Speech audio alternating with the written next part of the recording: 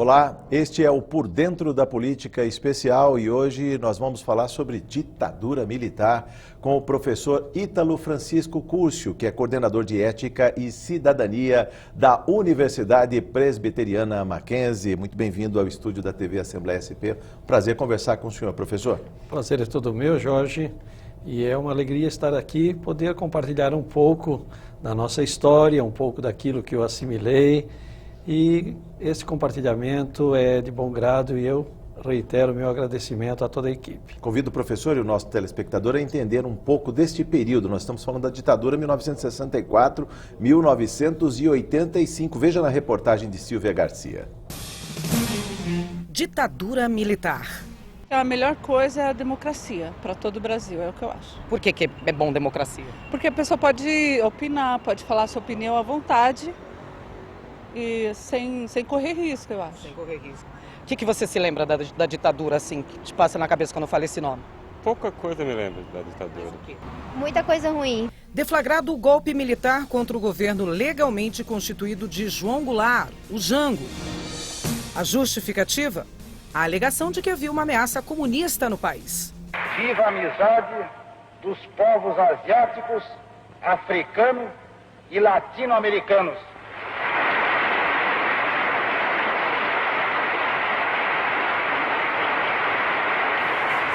A falta de reação do governo e dos grupos que lhe davam apoio foi notável. Também não deu tempo para articular os militares legalistas. Ainda teve o fracasso de uma greve geral proposta pelo Comando Geral dos Trabalhadores, CGT, em apoio ao governo.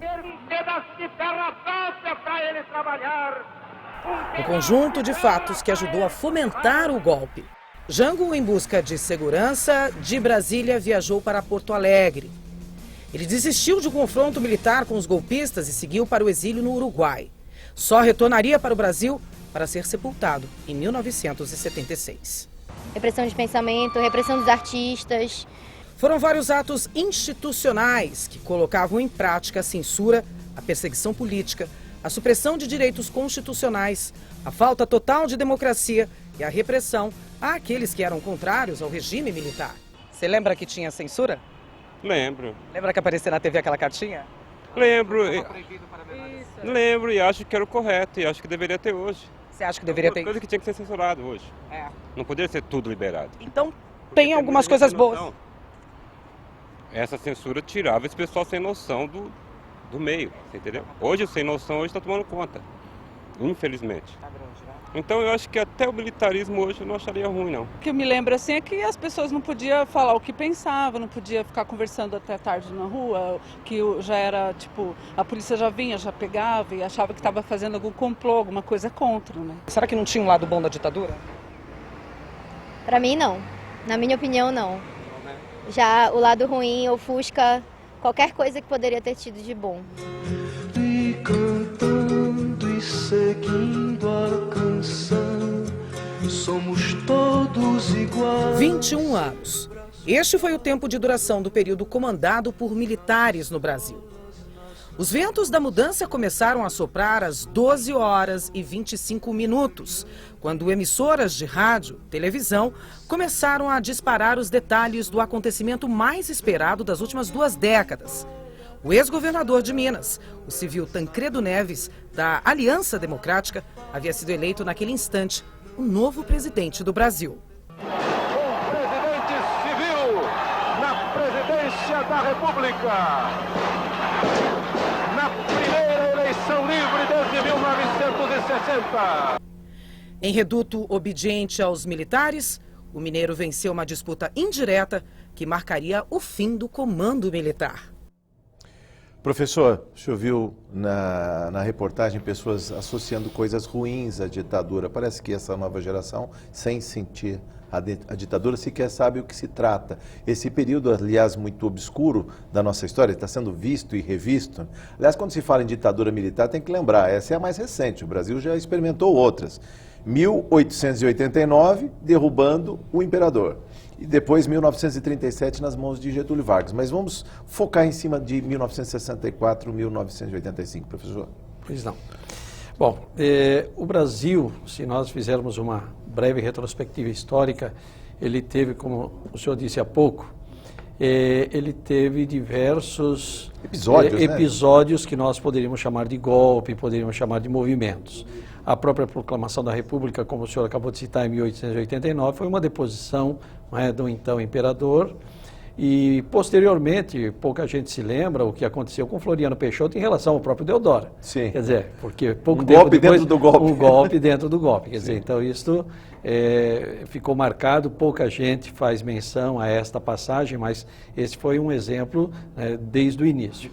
Nós também temos que lembrar do que aconteceu em 1930, 1932 e mesmo 1937. Quer dizer, quantas constituições brasileiras foram rasgadas literalmente. Quer dizer, nós tivemos a Constituição de 1824 ainda por conta do Império, depois veio a primeira Constituição da República e depois da República nós tivemos diversas outras. Né? E sem contar a de 1937, que foi uma Constituição... Sob medida para o ditador. Pois é, exatamente, de cima para baixo, porque as outras foram decorrentes das chamadas Assembleias Nacionais Constituintes, embora limitadas, não é, com poder limitado, o povo praticamente não participava na sua maioria, mas havia, de qualquer forma, alguma Assembleia. A de 37 nem isso aconteceu.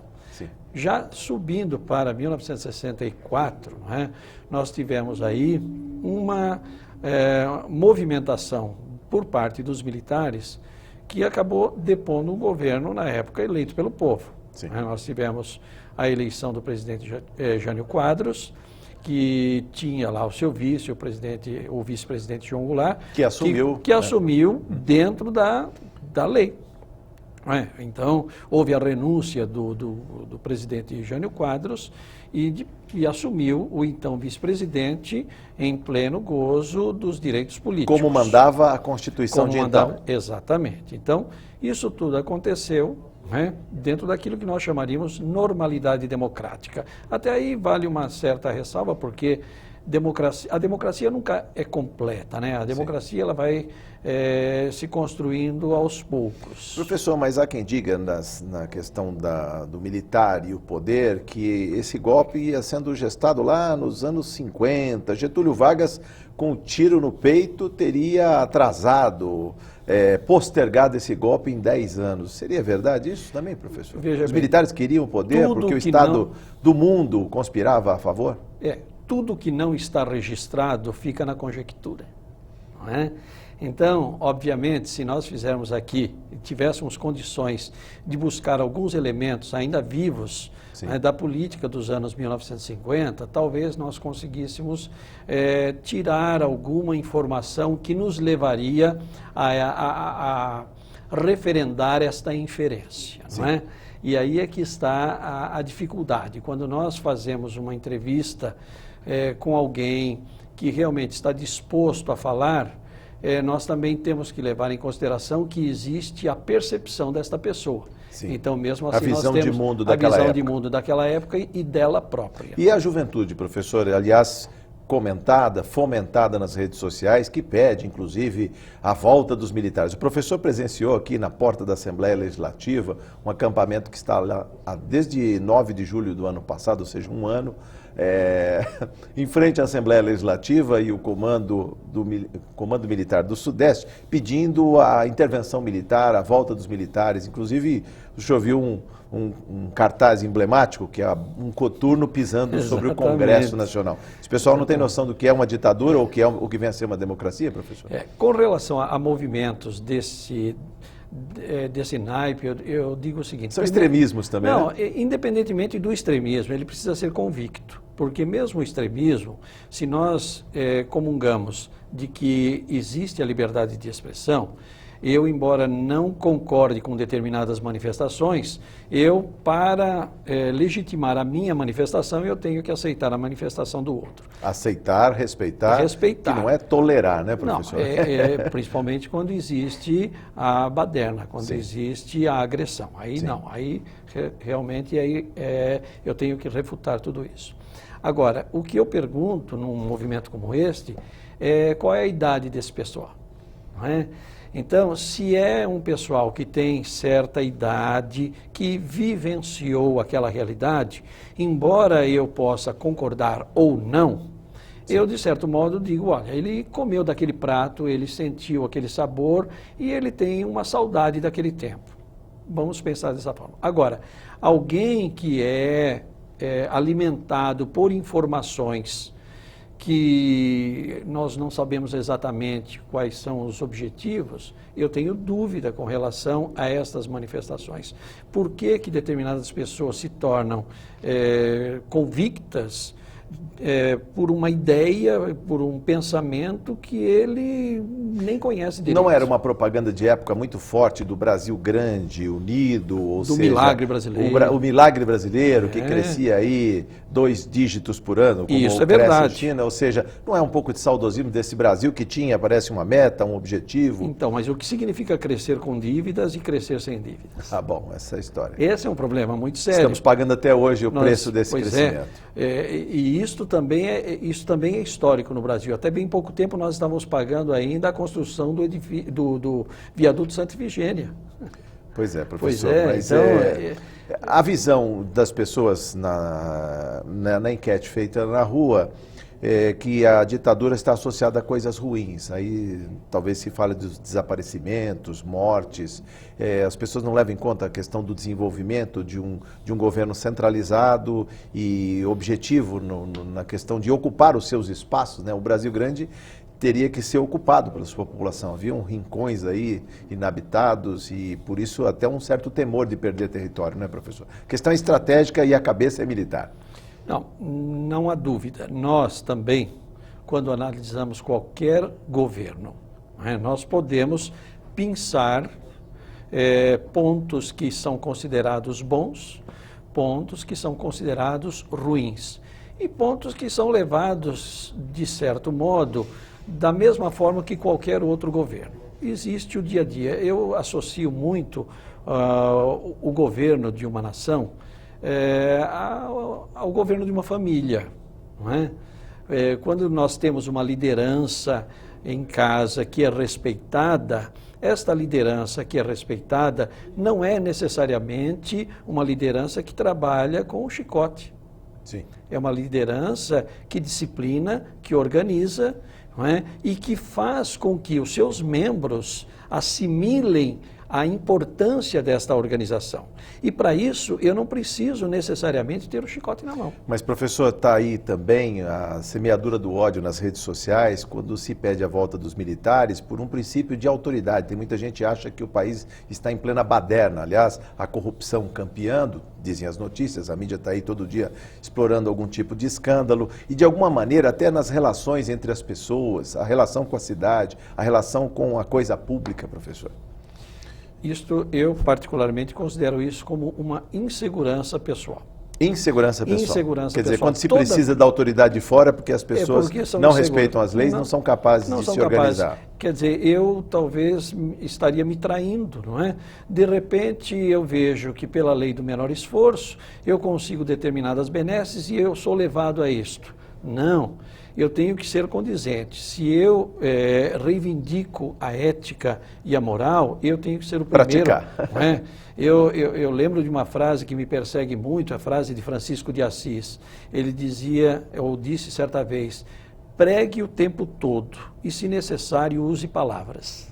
Quer dizer, sou eu que tenho que pregar, é a minha forma de ser que tem que pregar. Claro que o meu discurso vale, o meu discurso é contundente, o meu discurso também transforma pessoas. Porém, a minha conduta, ela transforma muito mais. Então, se eu estou requerendo um governo autoritário para que eu mesmo me discipline, é contraditório. Por quê? Porque eu estou usando da democracia, portanto, do direito que eu tenho de poder me expressar, de poder me comunicar, para reivindicar algo que lá na frente poderá dizer, bom, o que você tinha que falar, você já falou, daí hoje em diante você não pode falar mais. Agora, o senhor falou em democracia, mas a nossa democracia não se pode falar ainda incompleta, professor. Nós temos aí corpos insepultos, arquivos não abertos, mesmo depois de tantos anos de democracia, de voto em presidente da República. Por que deste pé atrás, desta dúvida, deste medo em abrir em dar transparência à nossa história, professor?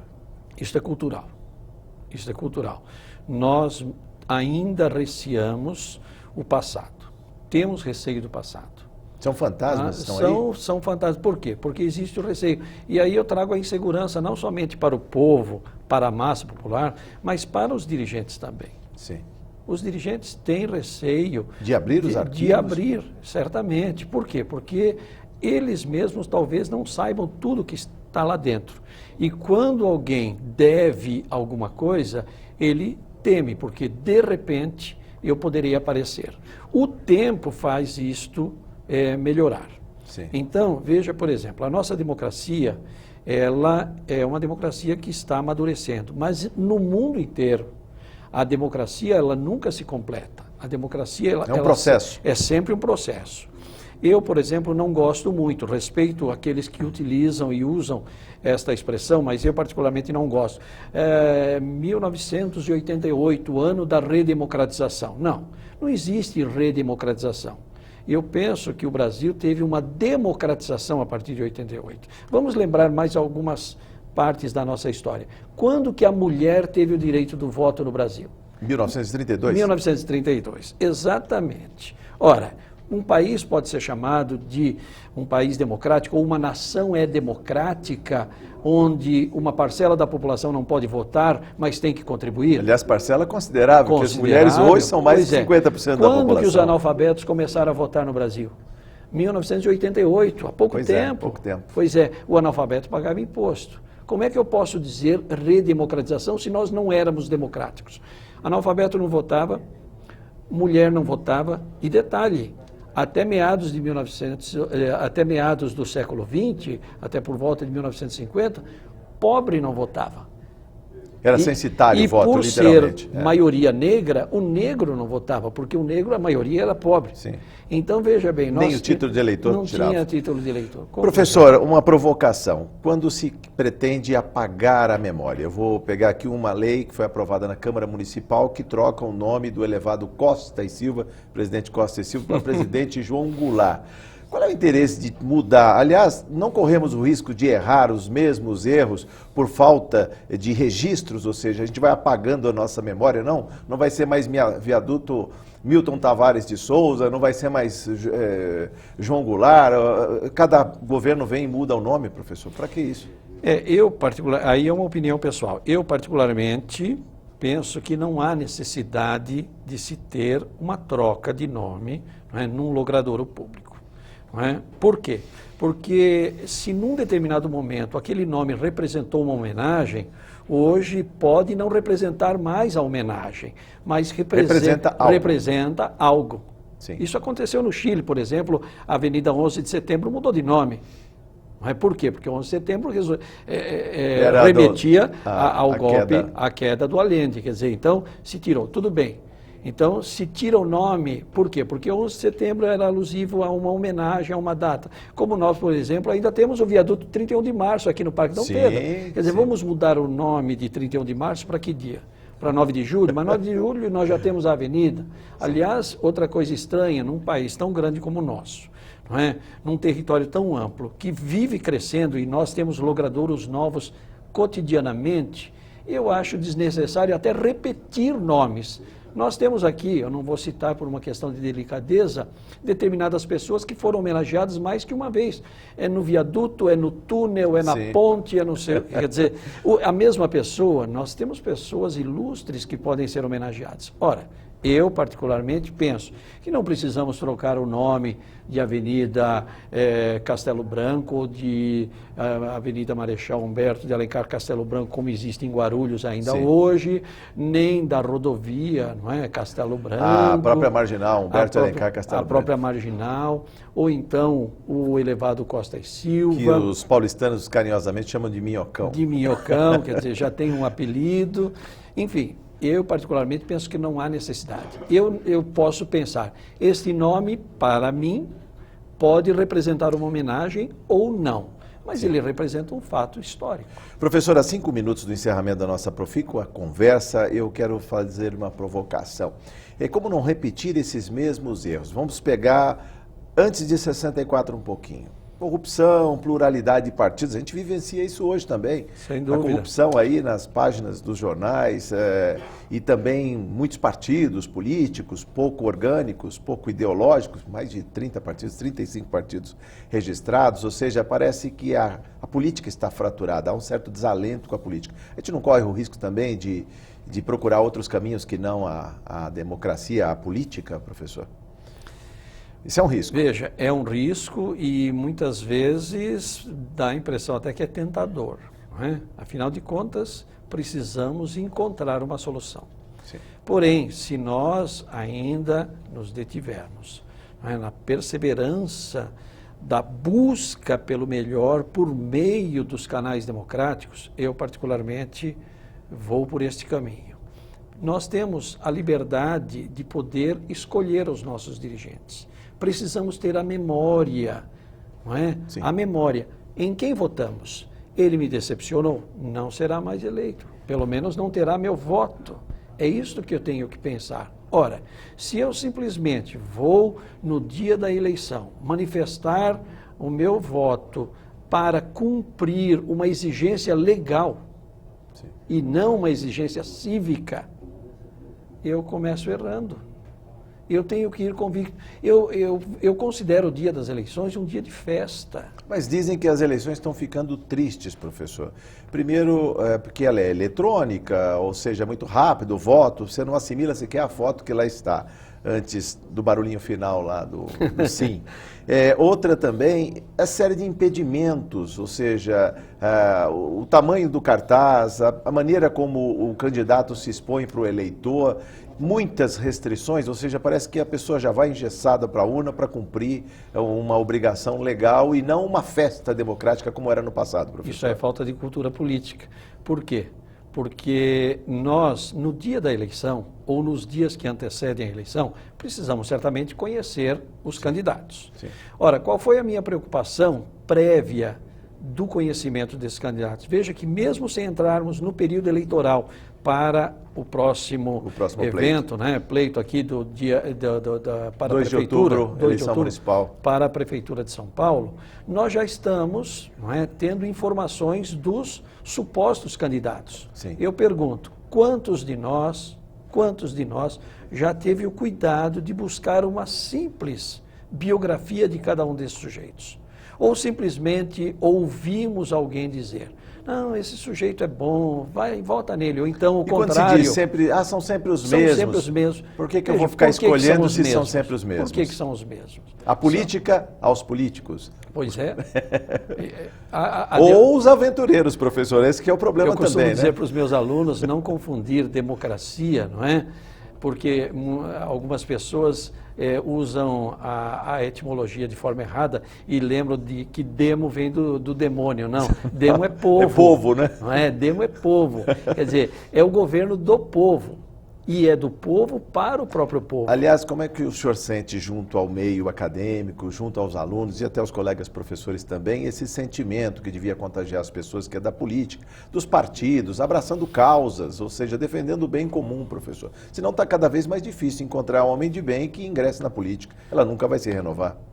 Mas a política, ela começa nos pequenos grupos. A política começa na sociedade amigo de bairros, a política começa na reunião de condomínio, a política começa nos diretórios acadêmicos, nas universidades ou nos centros cívicos escolares, como se chamava antigamente, na educação básica. É aí que começa a política e aí começam as pessoas... Estamos fazendo política o tempo todo, professor? Claro. Estamos fazendo escolhas. Porque poli, né? Poli é o todo, Sim. É a população. Então, a palavra política, que infelizmente também, ela hoje está estigmatizada negativamente. As pessoas querem cidadania e menos política, embora não saibam que as duas se correspondem. Não, são sinônimos. São sinônimos. São sinônimos, é isso que é importante, porque cidadania, que vem do latim, né, e política, que vem do grego. Mas elas são sinônimos e nós, infelizmente, estigmatizamos uma delas. Vamos ter que conversar mais vezes, viu, professor? Muito obrigado pela sua entrevista. Volte mais vezes à TV Assembleia SP. Sempre um prazer conversar com o senhor. Muito obrigado e disponham sempre. eu estou à disposição, sou professor da Universidade Presbiteriana Mackenzie há 38 anos, com muito orgulho, me alegro por ser assim e fico feliz por estar aqui com todos e com esta população que está nos assistindo. Muito obrigado, professor Ítalo. Você ficou por dentro da política, muito obrigado por sua audiência.